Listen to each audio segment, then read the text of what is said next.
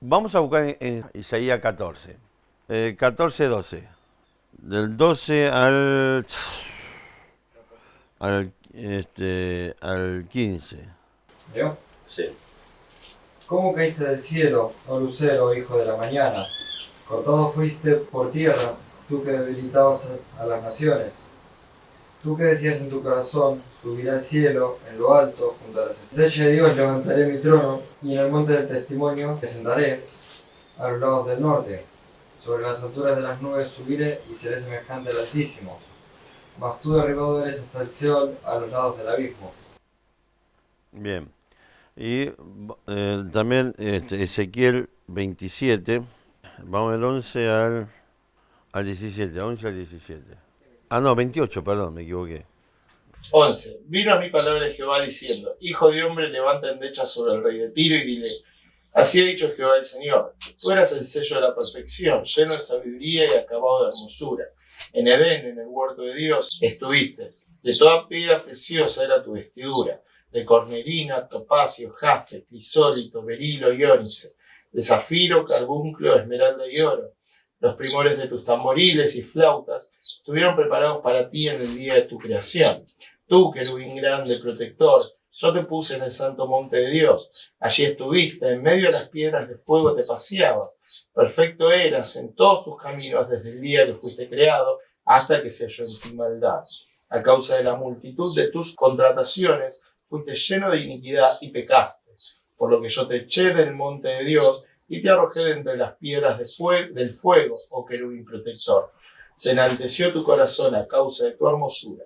Corrompiste tu sabiduría a causa de tu esplendor. Yo te arrojaré por tierra.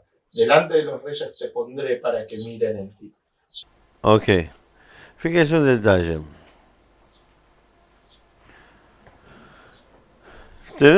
Sabemos en estos dos pasajes que si bien el contexto está hablando del caso de Ezequiel, del rey de Tiro, por ejemplo, si sabemos que en algún momento esto, digamos, excede al rey de Tiro por las descripciones que hace, ¿ok?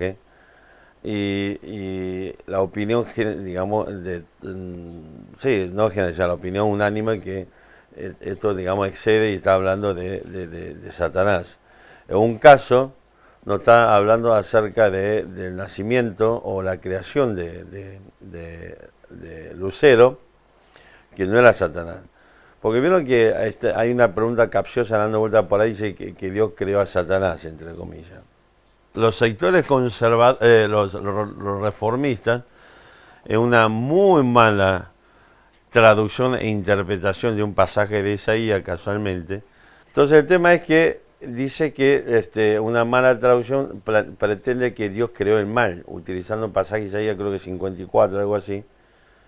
Entonces ellos lo que pretende y lo que dicen, digamos, mucha gente, es que Dios creó a Satanás.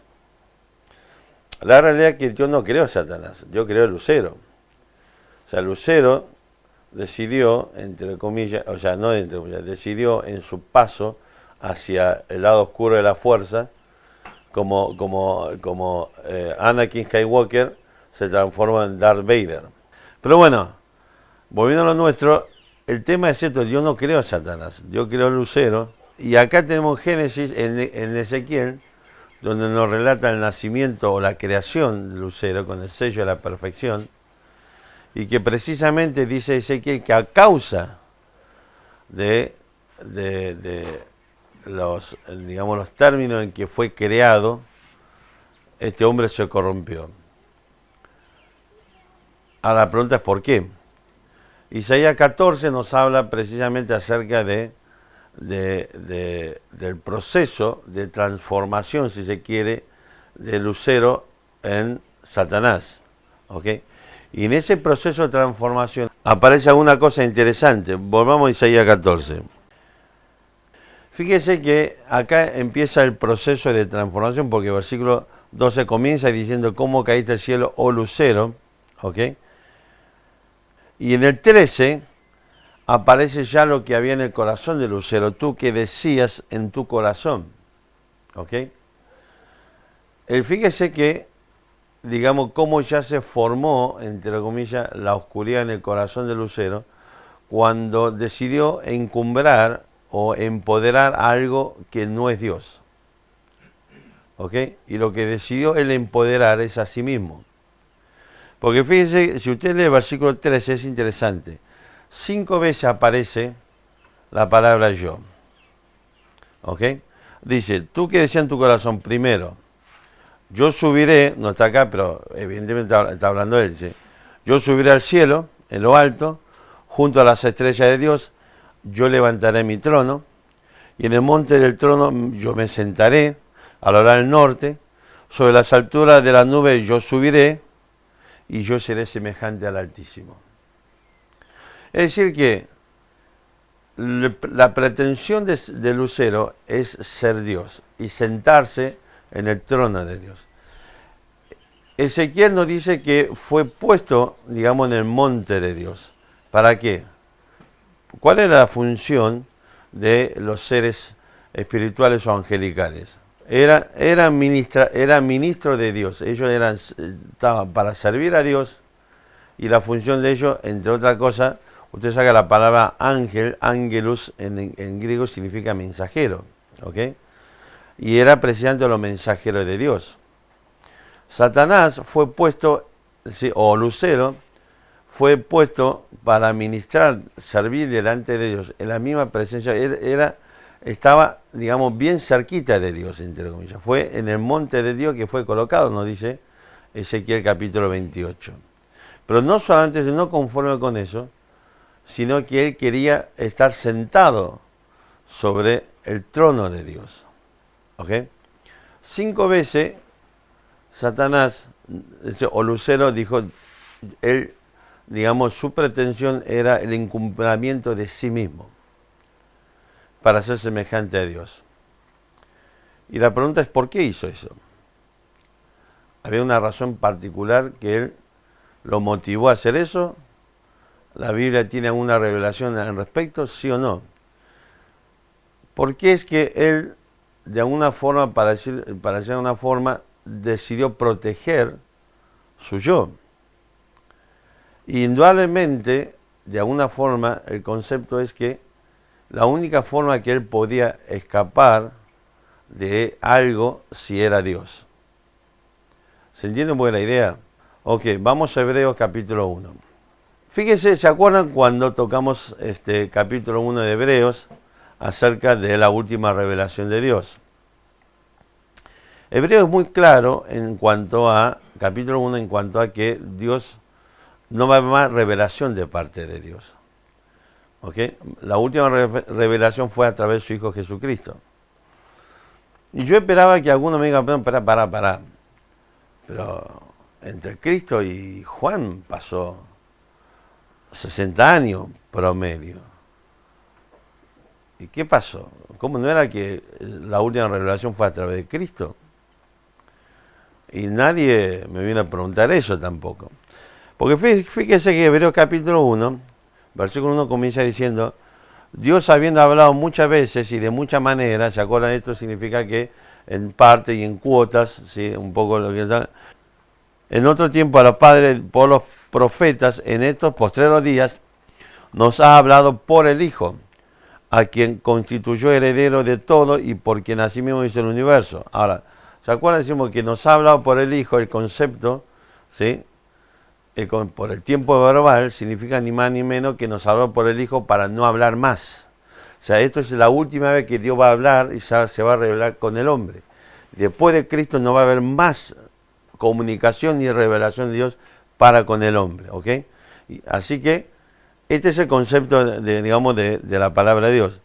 Y finalmente, dice, el cual siendo el resplandor de su gloria y la imagen misma de su sustancia, quien sustenta todas las cosas con palabra de su poder, habiendo efectuado la purificación de nuestros pecados por medio de sí mismo, se sentó a la diestra de la majestad en las alturas, hecho tanto superior a los ángeles cuanto heredó más el excelente nombre de Dios.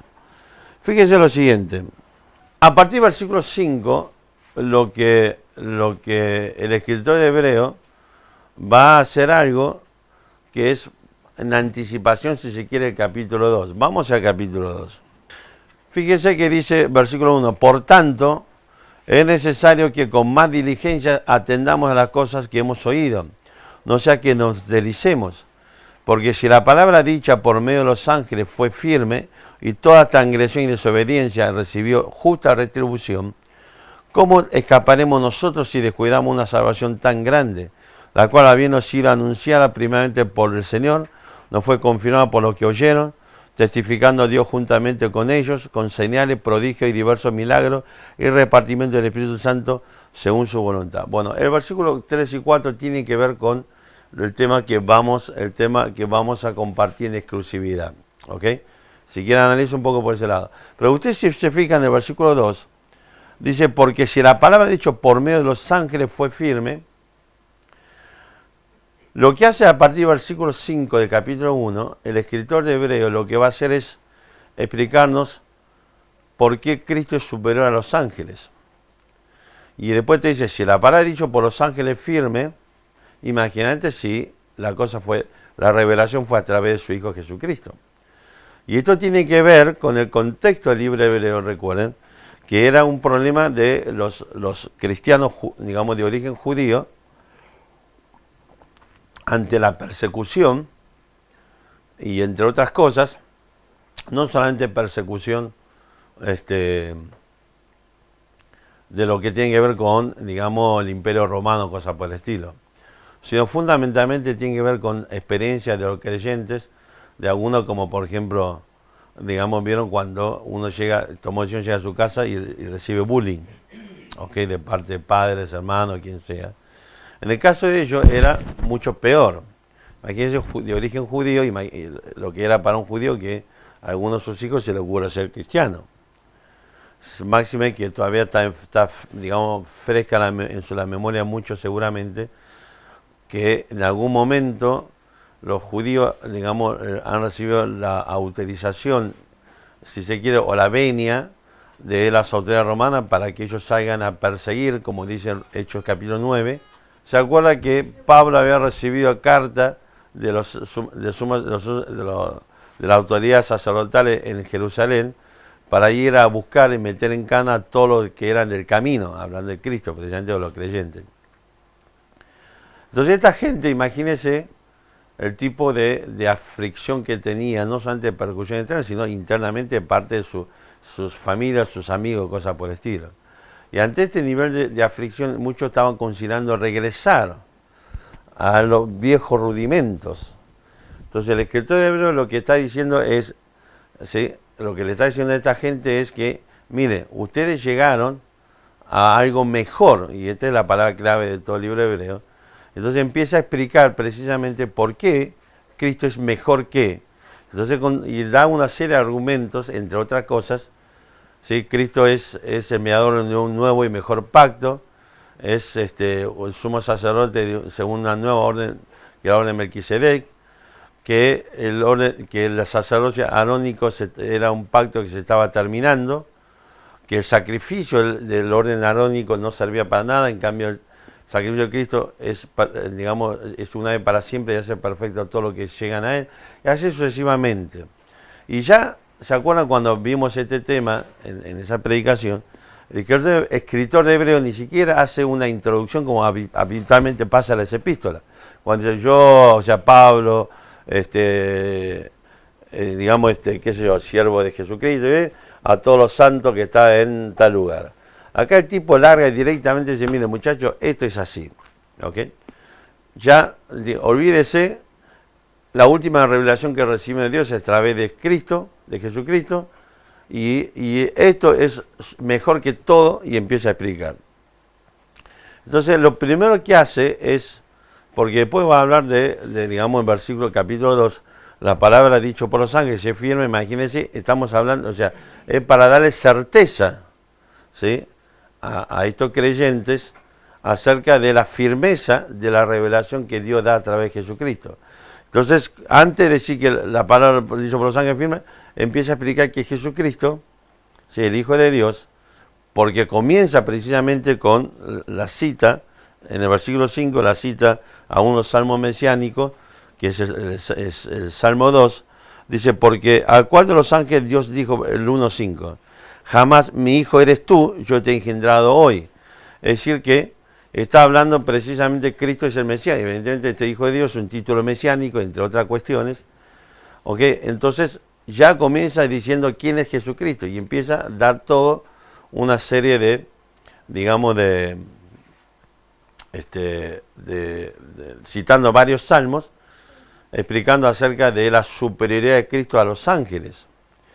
Pero termina el capítulo de algo muy interesante, diciendo que los ángeles, versículo 7, fíjese qué dice.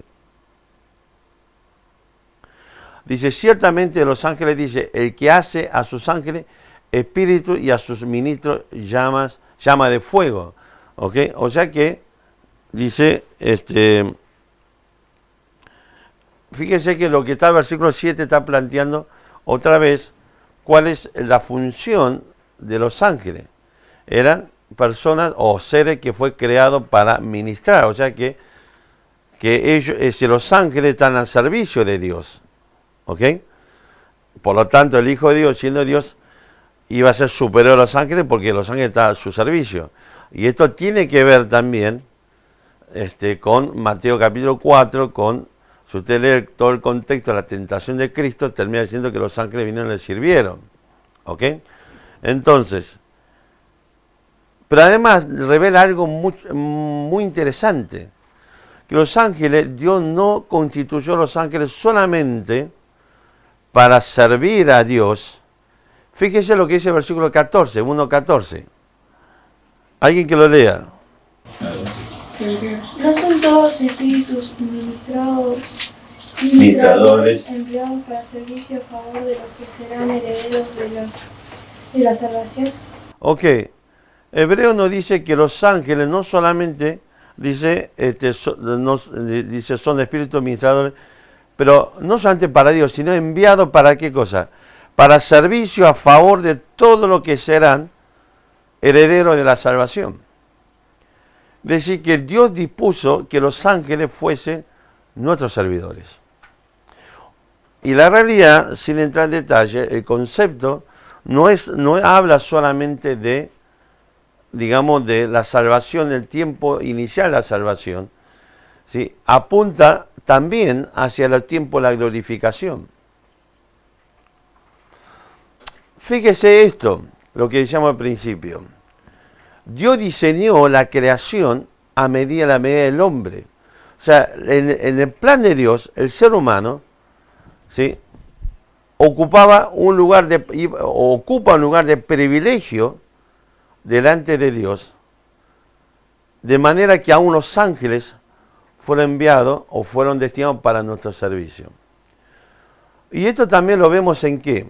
Fíjese que Dios le dispensa al hombre la gracia que no le dispensa a los ángeles. Los ángeles caídos no tienen más destino más que la destrucción o el castigo eterno en el infierno. Pero a los hombres le dispensa la gracia de la salvación. ¿Se entiende el concepto? Fíjese cuál es la consideración de Dios por nosotros. Es una consideración única y no se lo dispensó absolutamente a nadie. Pues si no se lo dio a los perritos, bueno. Pero los ángeles son seres, en muchos sentidos, digamos, superiores a nosotros. En poder, en capacidad intelectual, en lo que sea. Y está en un lugar de privilegio, entre comillas, en la misma presencia de Dios. Pero se nos dice la palabra de Dios que los ángeles son servidores nuestros. No solamente el versículo apunta al tiempo de la salvación, a los creyentes, sino que apunta hacia el tiempo de la glorificación. ¿Se entiende la idea? Entonces fíjese, piense en esta situación. Estamos hablando de un ser que fue creado con el sello de la perfección, puesto a ministrar delante de Dios en el mismo monte de Dios. Y Dios le va a exigir a ellos que sean nuestros servidores.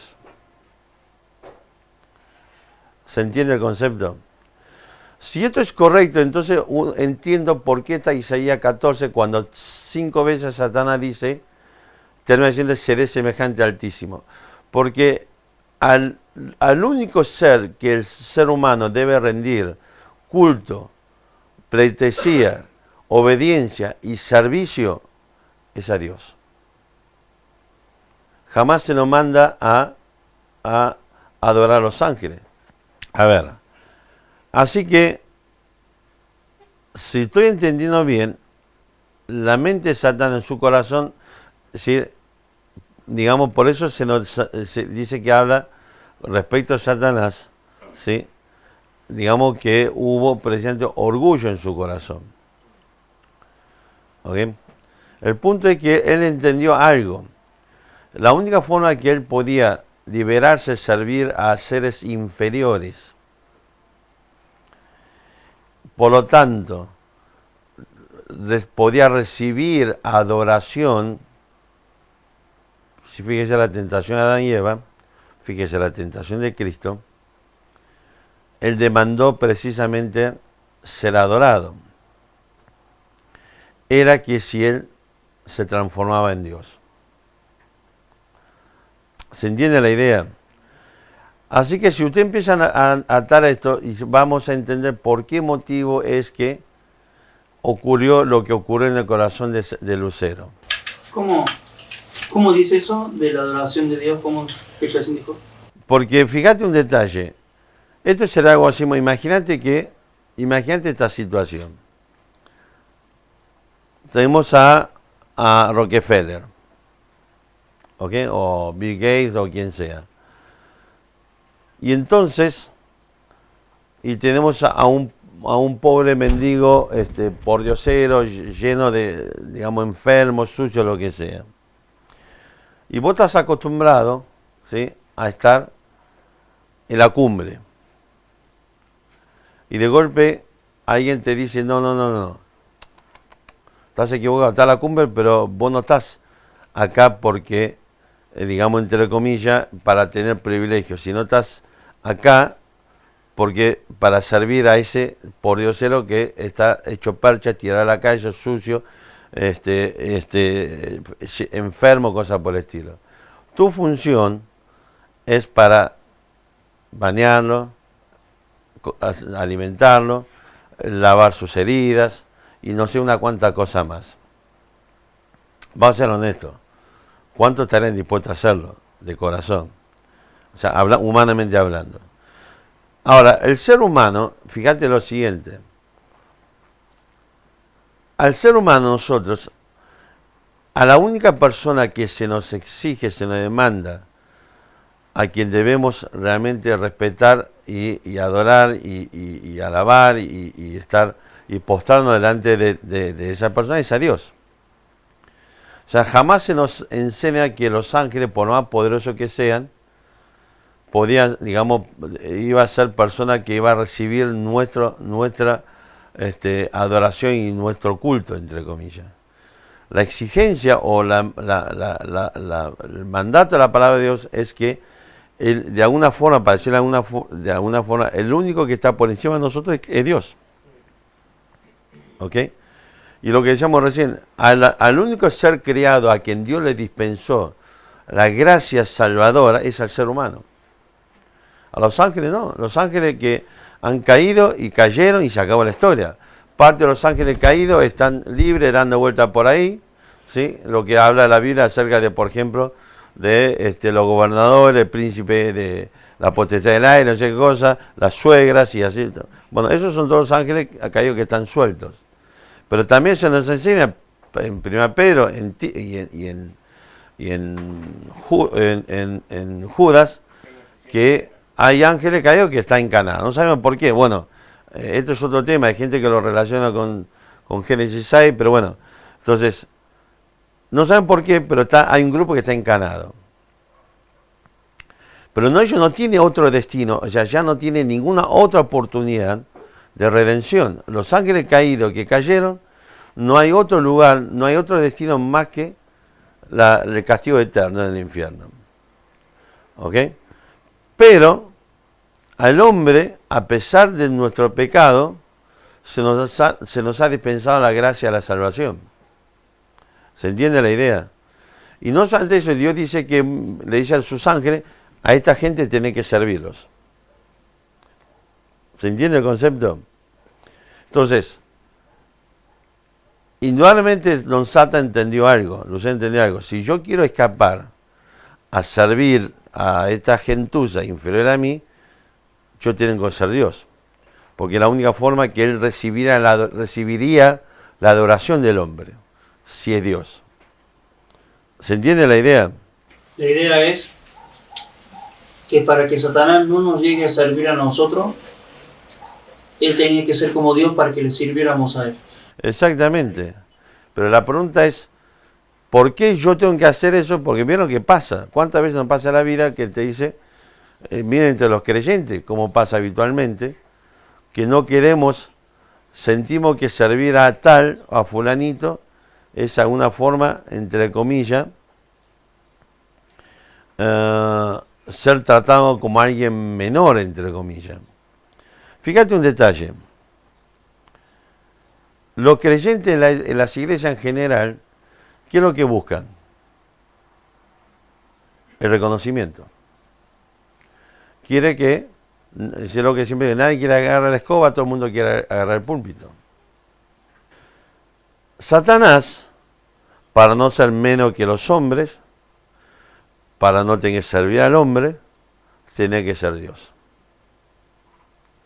¿Se entiende el concepto?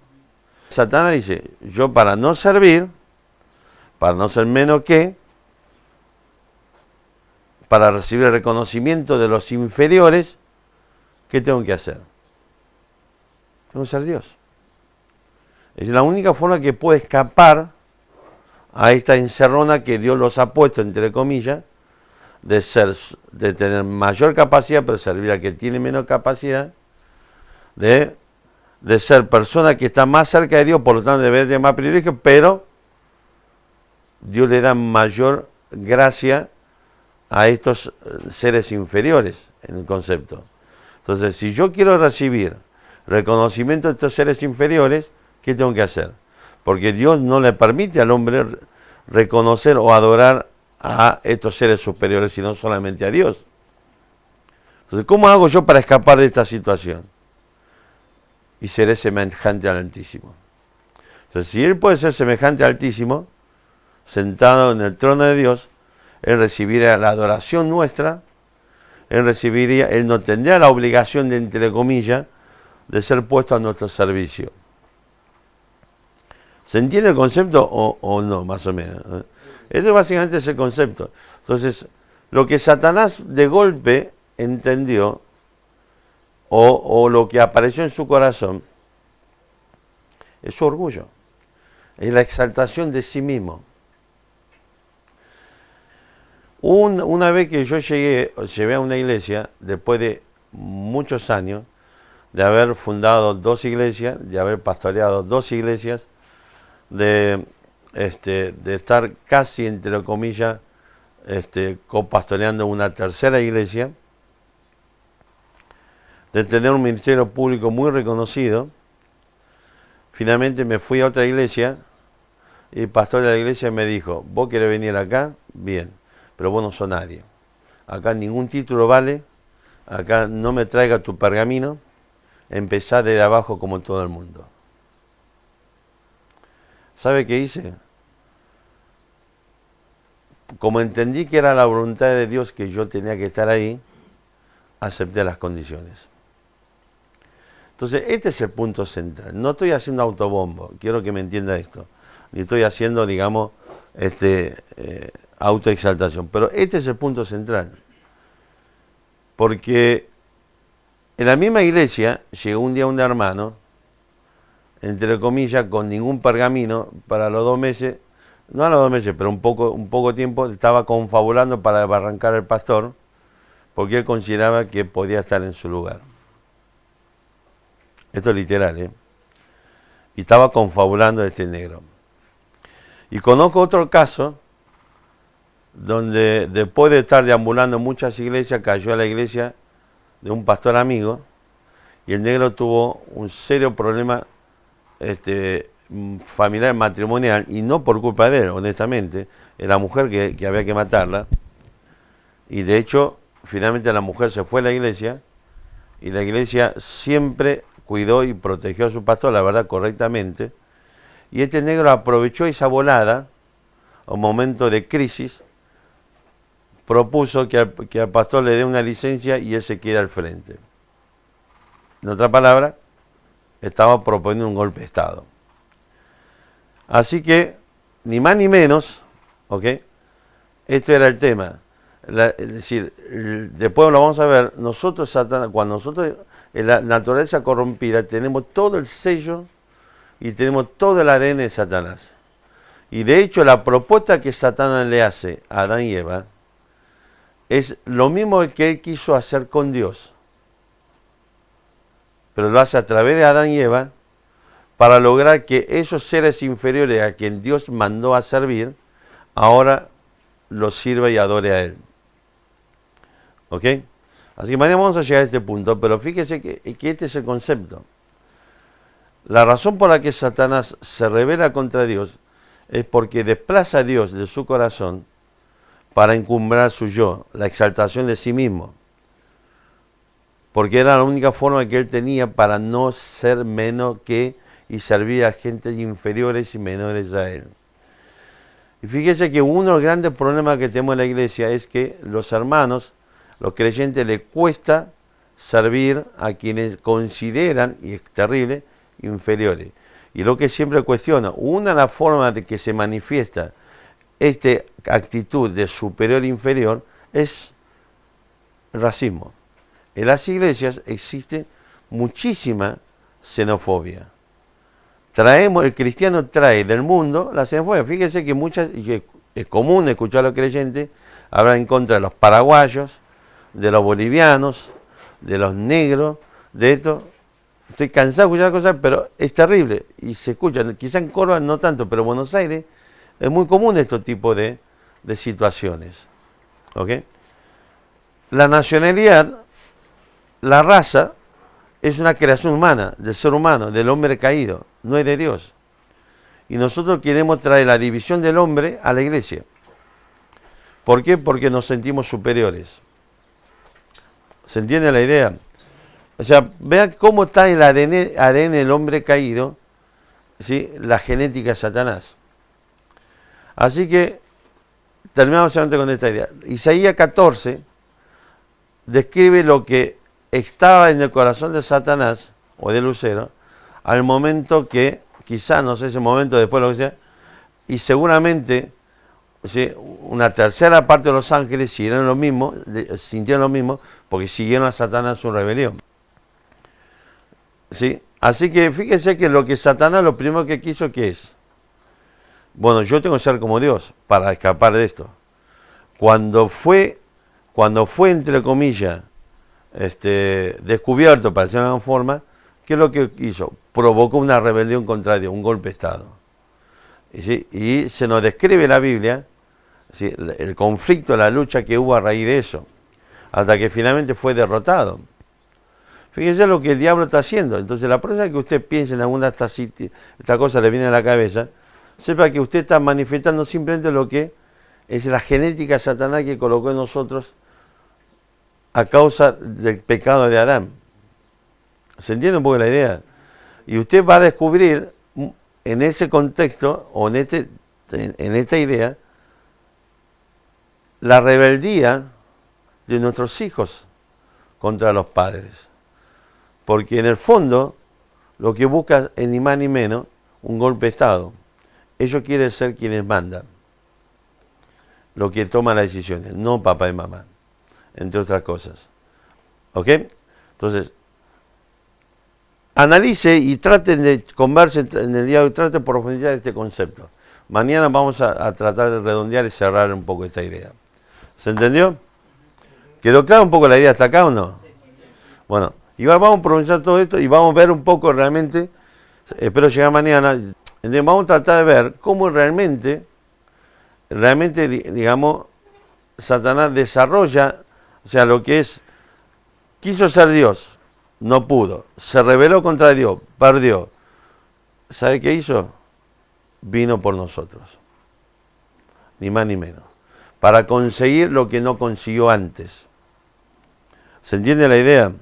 Entonces, bueno, listo, mañana vamos a tratar de cerrar un poco todo este tema. ¿Listo? Un armado que quiera orar.